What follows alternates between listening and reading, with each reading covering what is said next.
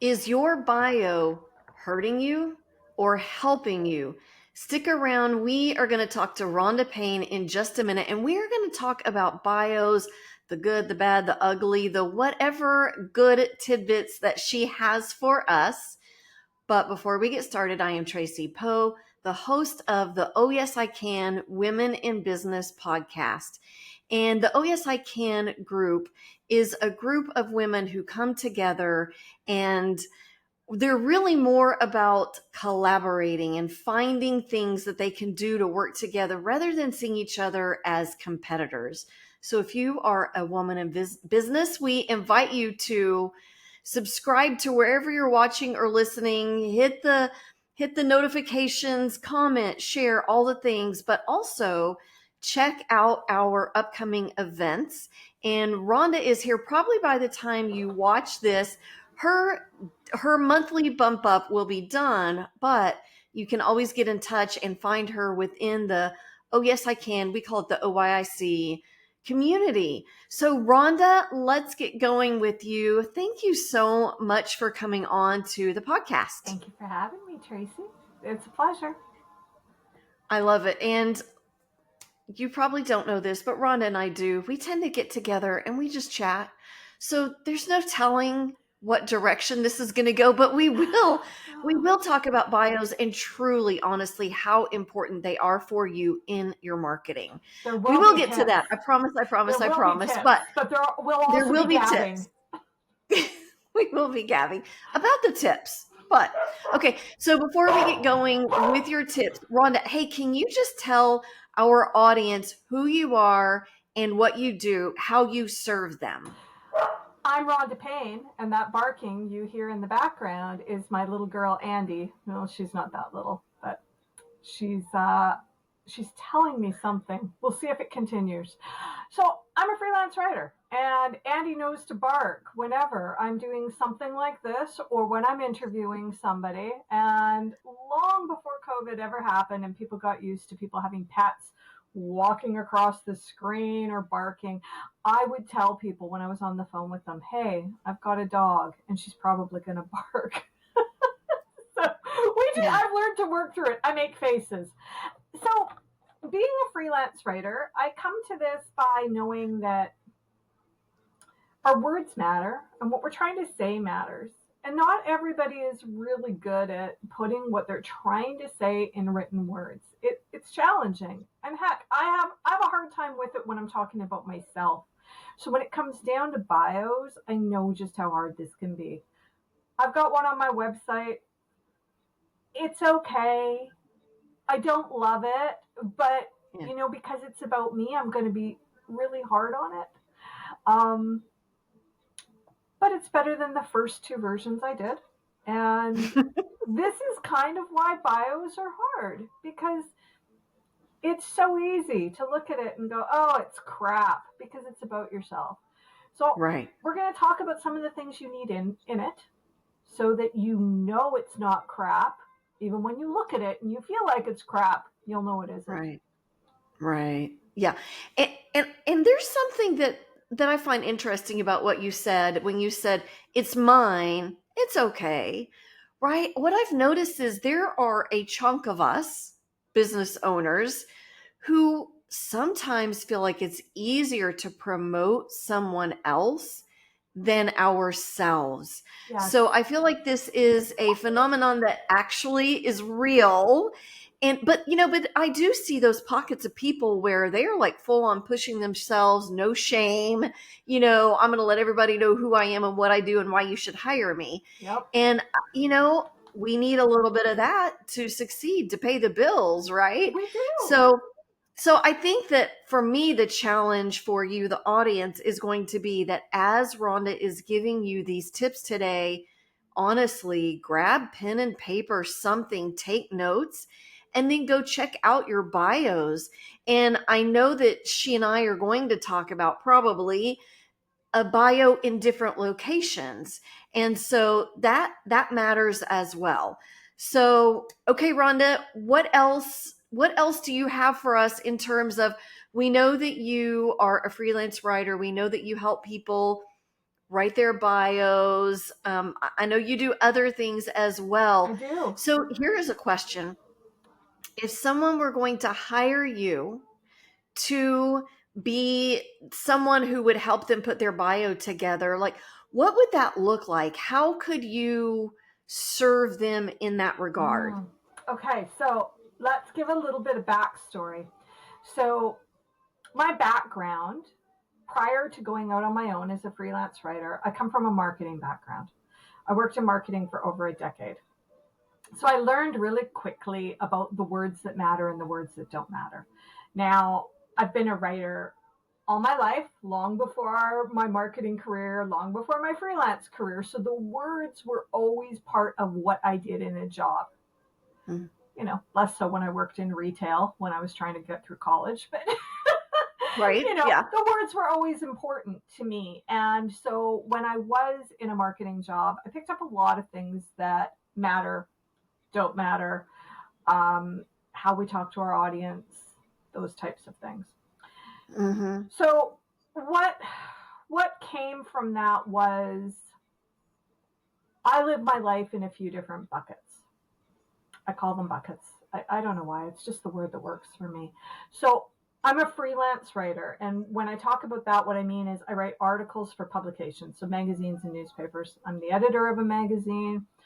I also am a freelance writer, contract writer, copywriter. So I will do content for various businesses. So that could be blogs, case studies, newsletters, articles, those types of long form content. And then I have this bucket that's the bios bucket. And the bios became so exceedingly important to me because I realized as I was doing my job, interacting with people, what's one of the first pages we go to when we're looking up a business or a person? Almost the first page About. we go to is the about, because we want to know Mm-hmm. about them, right? What Right. about that company? What about that person? What do they believe in? What do they stand for? We want to know those things because it tells us, do I really want to work, interact, get to know, promote this person? Then we read the bio, and yeah, that's where it all falls apart. So there's some good ones out there. There's some great Right. ones out there, but there are some really bad ones out there. And what I see people tend to do, unfortunately, too often is just give a list of qualifications. Mm. Maybe it sounds like their CV, right? Like it's just, I worked here, I went to school here, I have an education in this, and then I went off and did this. Mm. It really doesn't tell me anything about you. On the flip side, there's the people that say, hey, I really, really love sunflower seeds. I eat sunflower seeds all day, every day. I bake them in things. I cover my shoes with them. You'll find sunflower seeds in my car. And you're not a sunflower grower. Right. So that's just a little too much. You've gone Right. too far out there. Yeah. So Yeah. there is this place of balance where we talk about who we are at our core and what we're about. But there's also this place where we talk about ourselves in terms of our business self, what makes us good at what we do. And wrapping around all of that is who we work with and who we work for and who our target audience is. So all of those things have to come together in balance to make a good bio that connects with that target audience. Mm. Now, did I answer your question? I'm hoping I did. I think you did. In a very I roundabout way. I think you did in a very roundabout way. And to add to your answer, she can help you. She can help you with your Oh, and you bio. asked what does the process look like? Well, there you What does that go. look like? What does the process look like? See, it's funny how you remember things after you've given the answer that sort of answered the first part of the question and then you didn't answer the second part of the question. I do this all the time. Welcome Yeah. how writer brains work too. Okay, so process of bios. What I do is I have a list of questions that I use, and they change depending on the person, depending on the industry, depending on what they want. I'll either email the questions or we'll do something like this. Could be on video chat, or we can do it by phone.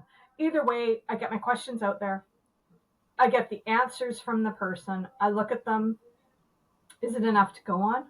Does it tell me enough about them? Is this going to be interesting? Could be some more back and Mm. forth. I'll take a first stab at writing. Usually takes me a week to 10 days to do a good Okay. one. Yeah, I mean, I can probably crank it out earlier. But what I need to do is really sit with those answers and get a feeling for who the heck Mm. you are and what you stand Yeah. for and why this matters. Like, Right. why does what you do matter? So I have Mm. to get a feel for that. And once I've got a feel for it, then I do the writing, I send it back, and then we go back and forth. I'll probably Mm-hmm. ask questions like, you know what, I want to see more about this. I need to know more about why this. And then the person will come back and maybe they'll want some changes. Maybe it doesn't feel right. Maybe it's really important to them that they put that one designation in. Where does that go? Mm. So, Right. yeah, that's kind of the process. And I always offer at least 2 rounds of edits in my packages because I'm not going to get it right first time. Right. There have been times I have, but they're rare because when you're working with a writer, think of it from the perspective of not only am I trying to talk about you and what you do, but I'm also trying to talk in a way that meets your target audience's language. So Mm. sometimes I get people coming back to me saying, well, this doesn't sound like me.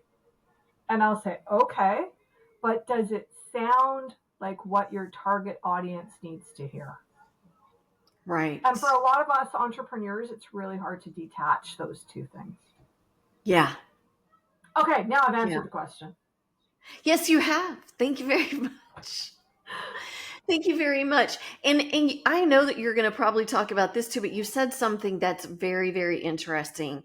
Often when we're putting something together, some kind of content, whether it's an email, a social media post, or about page, whatever it is, we forget that we need to speak the way our audience speaks and hears. I'm sure you have a different way to say that, but it's huge. Like I put things together, I think, in the way that I put things together and would receive. But that doesn't mean my audience Are you your is me. target audience? Right.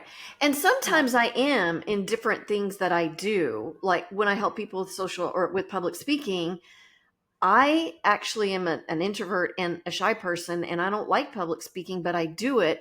And so a lot of times my target audience is me. Mm-hmm. And so I get them. And that's why I love to work with them because I am them.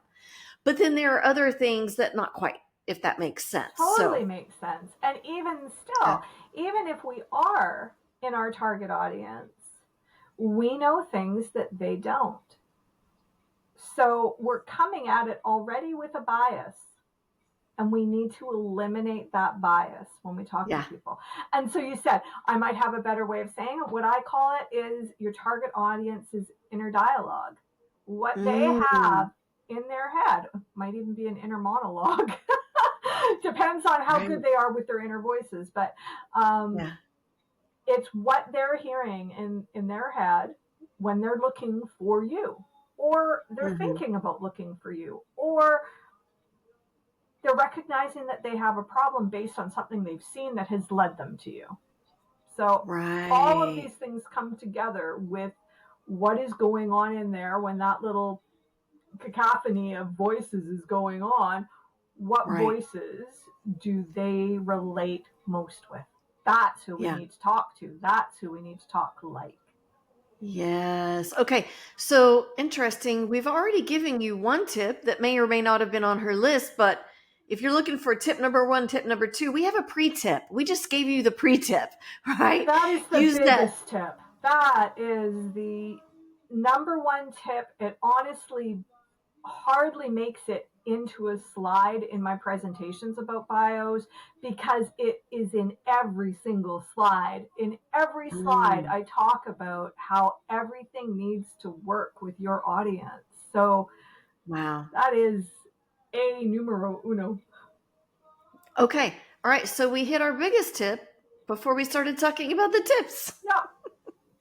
Okay. All right. So now let's go into what tips do you have for our audience, Rhonda? Okay, so let's talk about basics. So basics, there's things that obviously have to go in a bio, right? Like you need your name. You need your company or brand. If you are your company or your brand, that needs to be clear. It needs to be obvious that that's how you do things. Your education should go in there if it's relevant. So my background, I went to a technical school here where I live Mhm. in British Columbia, Canada. I took a marketing and advertising program. Is it relevant to what I do? Yeah, it is, but not specifically. So I mention it, but I certainly don't dive into it. I don't go crazy about it. Job experience, again, if it's related. So I talk about my background in marketing in my bio.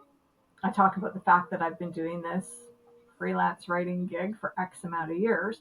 But what I don't talk about is that I worked in retail prior to going back to school and taking the marketing course. You know, retail really doesn't have a lot of applicability to what I do. Right. I want people to talk about why you're the right person. Mm. So, we talked about the bio language and how that needs to match that inner dialogue. They also need to see and hear why you're the right person to help them. So Mm. there needs to be some sort of language there that says, why am I the right person? And connected to that is the piece of why are they the right person for you? Why are they the right client? Yes. So there's these Yeah. match-up things, right? There's these elements that need to go in your bio that need to match up, line up, and make sense. So here's a question for you. And I know I'm not the only one. When people say or ask me, what do you do? Well, it's kind of broad. And I always use the example of Apple, right? Apple doesn't only have phones, they don't only have laptops, they don't only have watches, they don't only have, right? Fill in the gap, iPads, whatever. They do technology, but they have multiple lines of products. So I am the same way. You are the same way. You were a writer, but you have your different buckets. Mm-hmm. I help people with communication, but I have my different buckets, my different divisions, whatever you want to call them, my different product lines. And so if someone is like you, like me, like Apple, like whomever, and some people call them, I am a multi passionate entrepreneur or something like that. Like that's something I've been hearing lately. Yep. Some people also say I'm a serialpreneur, and that's when they have multiple companies or they focus on different things. So when it's somebody like you who has buckets, me who has different services that I offer, how do you handle that on your about page? Well, here we go again. We're going to talk about balance, right? Okay. So if those things are related. So in my world, they are related. One thing that I do that I love and adore is the creative writing side of my life. Um, I've got a story published in a Chicken Soup for the Soul book. Oh, So that's not related to me sitting at my desk and doing my work, right? But I love it. It just doesn't belong on my website where I sell my services. okay. Should I get to the point that one of my books is published and needs to be publicly available, I need to make a decision if I create a separate section on my website or if I have a whole separate website. And these are the decisions that need to be made. So right now on my website, I think I've got a tab or something that just says basically, I do creative writing and I work as a book coach. I will help people who are trying to write a book, get their book out. So I talk about it, but it's not a highlight, not terribly focused on in my about. That said, there's overlap, right? Writing is writing.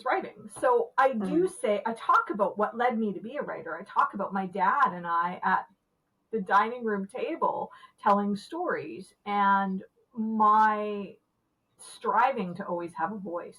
So that works for no matter what writing I'm doing, right? Mm. If for example, I write a lot about agriculture. If my other passion was, we talked about sunflower seeds. If my other passion was I am a sunflower grower, that really doesn't fit on my website. Now, that said, I have seen people do it successfully. I have seen people that can take their writing career and their sunflower growing career and put those together on the same website and somehow manage to make it work. And God bless them, because I can't think of great ways to do that. Right. But in your about, why is somebody coming to your website? What do they want to know about you? If you're coming to me because I'm a writer and I mentioned that I also grow sunflowers, you're going to go, that's kind of neat. I know something about you. But I'm not going to go down the train of come here and buy my sunflowers, because I grow 64 different varieties. They are harvested between September and October. Like you're not going to go there if what somebody is coming to your website about is about the writing. So know what your website is about. Again, knowing those people that are coming. And then we think about that about and go, okay, can we marry these things? Can they live side by side? We can try it and see how it goes. Okay. Interesting. Yeah. That wasn't a hard and fast tip, was it? But no, it was, in that what I heard you say is that if they're related, like you're a writer in all three buckets, right? Yep. I am a communication coach / trainer in my two subsets of the things that I do. Yep. They just happen to be, one is all about interpersonal comm, whether I'm going and working with a company's teams or I'm talking to somebody about their marriage or their kids or whatever. Everything over here is about those skills, the skill sets that you need, whether you're at work or whether you're at home, to have effective, productive conversations. And right? even in those cases, you may still benefit from having two separate websites and can use the same bio on both. So I have a client who's similar to you, Tracy. She does counseling to individuals. So like a therapist, right? So we would go and talk to her about what's going on in our lives and where we need help. She also is a corporate coach that talks about working together better as a team and how teams of various generations need to work together to get to know each other, to work together better. So she has two separate websites, because back to our target audience, those are completely different target audiences. Completely different, right? But we use the same bio. Got it. Interesting. Yeah, right? Okay. And that's kind of, my website doesn't talk yet about the fact that I do bios, that it's my specialty. I could and may split my website into two websites and have one website about the bios and have one website about the freelance and copywriting writing. Interesting. Okay. And the jury's out on that. Yeah. So the answer to my question is maybe. It depends. Maybe it depends. Let's talk about it, right? Like let's talk about it. Hey, let's not forget the elephant in the room, right? It also comes down to budget. if you're Yes. hiring somebody to create your website, if you're hiring Yeah. somebody like me to write your bio, to write your Yeah. website, you may only have budget for one website. So For let's make it one. work. And there is Yeah. absolutely zero wrong with that. Let's Right. respect the budget and do what needs Yeah. to be done. And Yeah. then as the money starts to pour in, then we can talk about splitting these things apart. Right. Right. And for me, it's also about time capacity. Oh gosh, yes. Right? Like, because I Right? basically run my own website, my own CR, it's all tied together. My checkout system, my CRM, my landing, it's all on one And platform. money and time. Those are like, Money for and the time. entrepreneur, those are our Yeah. two big bugaboos. Yeah. So Yeah. I mean, Yeah. it's whether time is about all the work we're doing or whether time is about I need to spend time with my kids. I don't have time to do this today. Right. Yeah. Right? Like Yeah. it's money and Yeah. it's time. And so Mhm. you've got to respect those. Yes. Yes. Yes. Yes. Okay. All right. So what is tip number 2/3? Yeah, where are we at with tips? My goodness. Okay, let's talk about something you alluded to at the start. Okay. Let's talk about placement and length. Mm. So, how long should a bio be? Well, you know my answer. It depends.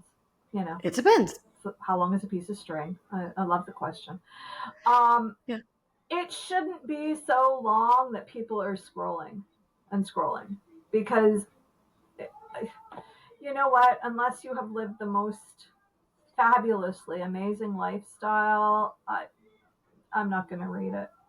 And if Right. you have read, if you had lived the most fabulous, amazing lifestyle, I don't know why I'm on your webpage because, I'm not probably there to hire somebody who's exploring adventures and getting chased by Right. hippos and, whatever it is that somebody that interesting Right. is. Yeah. That's a novel. That's not a bio. That's a novel. Right. Yeah. I have about 2 paragraphs in me and then I'm out. As Right. it should Like, be.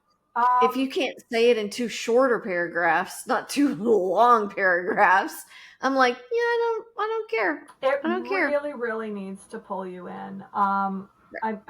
I'm guessing because I can't look at mine right now just because of what's on my screens, but I'm guessing mine is probably, I'm going to say 2 super short paragraphs, a line, and then maybe one more super short paragraph. But here we go. It's the white space, right? It's broken up, so it's easy to Yeah. read. And if it's not Yes. easy to read, no one's going to read it. Yeah. I would probably read all of yours. Maybe. But Maybe. I will show an example in the presentation when we do the bump up. I'm going to show an example of one that is one big ass blocky, awful, horrible bio. Right. And it is I Mm. think it's my example for ugly. You mentioned the good, the bad, the ugly. I think it's my example for ugly. Okay. Yeah. So let's talk about that a little bit. So when we have a bio, yeah, they can be longer. I mean, I've done one for somebody that I think came close to 500 words, that's a long bio, 500 words is a Right. lot. Mm. But somebody with a lot of experience, a lot of background, and they wanted to talk to that audience. They wanted to make sure that they got that message out there right. And so it really worked. What we were able to do then is say, okay, on your website, we're going to put the whole bio, the whole 500 words. What we're then going to do is what I like to call chunking it out. We take chunks of it and we position them for the various platforms. So LinkedIn is going to be it's not going to be as long as the one on your website, but it is going to be a bit longer, a little bit more detailed. But then we're going to go to something like Instagram, and Instagram is, you get one line. Right. Yeah. You have very few characters on Right? Instagram. Or Facebook. Or what about your speaker bio? Someone like you, Tracy, you know your speakers. They often need a speaker bio for an event they're presenting at. Well, that event planner is going to say 150 words. Right. Or 50 words. Or 200 words. And send me a picture. Right? Like that's what they're concerned about. So what we want to be sure we can do is take portions of it, and you end up with, from me, this is the way I do it, you end up with a document that includes the full bio, a mid-length, and a couple of short ones. Now, you can change those as you wish. And I suggest that sometimes you do, because you're not always going to use the same words all the time. So if I'm speaking at an agriculture conference, I'm going to play up on the fact that I've been writing about agriculture for nearly 20 years, right? In my bio on my website, that may be a point, but it's certainly not going to be the key point. It's not going to be the entire element. We're going to talk about things that are related, again, to who? To our target audience. So depending on where we're using that bio, we're going to make modifications. Like I say, I leave my clients with these sections that they have that are theirs, that they can put where they need them to be in a pinch. Here it is. I just send it off. I've got it. I don't have to think about it. But if they want to make it slightly more tailored to a certain audience, they can. So important. So there you go. Right. That's length. I like it. Yeah. Yeah. All right. So I like that you were saying that you chunk it out and you can take little bits and put them wherever you need them. Okay. So here's a question. And I know we have not talked about this in the past. Where all would you find a bio relevant? Obviously on your about page. Yep. Obviously on social media. Yep. Is there anywhere else that you can think of that a bio might be appropriate or important? And I know that we just talked about if you're a speaker, right? Like if you're a speaker, somebody's going to want to have that tell me about you kind of a thing. Resumes? Absolutely. You can use portions of your bio for your resume. You can use portions of your bio on a sell sheet. So if you're selling services like you and I are, so we're solopreneurs, where what we do is us. Right. We may have a sell sheet that has a portion that's about us and a portion that's about our services. So it's kind of like taking 2 pages of our website, mashing them together. Got it. Okay. Bios can be used in contracts. So you're not going to put your whole bio in there. But if you're writing up a contract for somebody, it certainly isn't amiss to put some information about what makes you good at what you do within the contract. Or for that matter, a response to an RFP. You know, somebody sends out a request for proposal and you want to respond to that. Well, don't reinvent the wheel. This is why I'm good at what I do. Here's a little bit of a flavor of my personality so you can get a taste of what it might be like to work with me. Again, it's that bringing those elements together to create balance so that somebody gets a feel for who you are personally as well as professionally. So lots of places you would use a bio, right? Right. Okay. Yeah. I hadn't really thought about it, but I figured I just wasn't thinking, right? Like since social media came into the world, I just feel like everything is all about social media. Right. And I feel like there's more to life than social media. There sure is. There sure is. And I just had a thought go through my head and it's left me, but there was another thought where I went, oh, you know, you could use a bio here, and now it's gone. Oh, well. You'll think about it. You'll figure it out. You'll remember it. Okay. So do you have any other tips for our audience before we close out? I am going to give us one more tip. So here's either the bonus tip or the first one was the bonus tip. You know, however you wish to write them down, you write them down however you want. Exactly. Just write them down. Humor. Let's talk about humor in a bio. Okay. Let's do it. So Ronda Payne on recorded discussions will often be seen doing this. This is not for everyone. I know that about myself. I am quirky as all get up. I am professional. I believe in my occupation. I believe in doing a great job for people. I am filled with dry humor. I am easily distracted. I am all of these things. So I am not the writer for everyone. If you're looking for corporate, buttoned up, no nonsense. It's not me. So Yeah. I get that. So my bio can have some quirkiness in it, right? Mm-hmm. For anybody who does see this and then watches the bump up, they're going to see that there's a little bit of humor in the presentation. Mm-hmm. Might be a little murder humor. Now I'm giving it away, but there's some murder humor in it, okay? Okay. Because I'm quirky. Right. If I put that out there in a bio and I was trying to be funny and cheeky, and then somebody met me and I am button up, there is such a massive disconnect there. Like, Right. not cool. So Right. I liken it to, okay, so I use some murder humor in my presentation. If I was a financial planner and I used murder humor in my presentation, you better be able to walk into my office and expect a laugh. But if Right. I walk Yeah. into your office, Mr. Financial Planner or Ms. Financial Planner, I really don't expect you to be sitting there with your hands steepled and saying, okay, so let's talk about your financial plan. Right. So think about it. Think about your audience. Again, see, this is what I'm talking about. It is always about your audience. It's so not about Yeah. you. So Right. think about that audience. Do the people you want to work with welcome a sense of humor and some quirk? And is that who you are? Right. Right. Yeah. If Yeah. yes, feel free to use some humor within your bio. If Right. no, Right. don't. Right.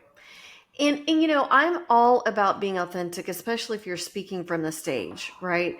I'm 100% about being authentic. And so for me, you'll find my same tone, whether it's in my social media bio or an email from me or my presentations. I'm just going to be encouraging and warm, and that's just how I am. And so I hear what you're saying. If you are authentic in one area and then somebody comes to you in a different area and you're not that same person, right? Like, how does that It's feel a complete authentic? disconnect, is what Yeah. it is. You Yeah. feel like Yeah. you've sat down with a person that isn't who you bought in for, which Right. negates the Exactly. whole thing we started this conversation with. Is I go to Right. your website to figure out if I want to get to know you. And if you Right. set me up for a disconnect, that is not going to be Right. successful. Yeah. And Yeah. don't try to be something you're not. Like if humor doesn't come naturally to you, Yes. don't force it. Yes. Yes. You know, Yep. some of us are Yeah. just like I say, my humor is dry and occasionally it borders on offensive. So I try to keep the offensive stuff out, but I do have dry humor, and Right. Right. um, I do And insert humor in what I do. And I would say, just to preface, you were talking about your presentation that you're about to do next week for the Oh Yes I Can Yeah. business bump up in August. But here's what I want to preface it with. The title of your workshop that you're leading that night is How to Write a Killer Bio. So understand that her title has that in there. And so she's just carrying that kind of throughout. So just to let you know what her title is in the Murder workshop humor. she's leading. If you don't like it, don't come. Yeah, there you go. There you go. Yeah. So, anyhow, okay. All right. You have given us so many tips. This is fantastic. I love it. And I am going to put your information in the show notes, but just in case somebody doesn't want to take the time to click more and read, how can the audience get in touch with you if they want to explore working with you, or if they're like, nope, let me sign? Where can they get in touch? Lots and lots What and social, lots all of the things? places to find me. Okay. So I am Ronda Payne with no H in the Ronda. So RONDA PAYNE. You can find me on LinkedIn. You can find my website, which is badly out of date. It's girlwithapen.ca. And you can find me on Instagram, which is also girl with a pen. So All right. There you go. look up girl with a pen. That's me. Girl with the pen. You can remember that. If you can't remember Rhonda Payne, remember Girl with the Pen. Yep. So, Rhonda, I very, very much appreciate you coming on. And a little tip, I am also the host of the Communicate Great podcast, and Rhonda will be coming on for not one, but 2 episodes coming up soon. And it will not be about bios. So be sure to check each one of those episodes out with the Communicate Great podcast sometime in the future. Don't know when, but anyhow, Rhonda, thank you so much for coming on the Oh Yes, I Can Women in Business podcast. And I'm looking forward to your business bump up on how to write a killer bio. We'll be taking more notes. But Rhonda, thank you so much. Girl with a Pen. Everybody go check her out. All right. Bye.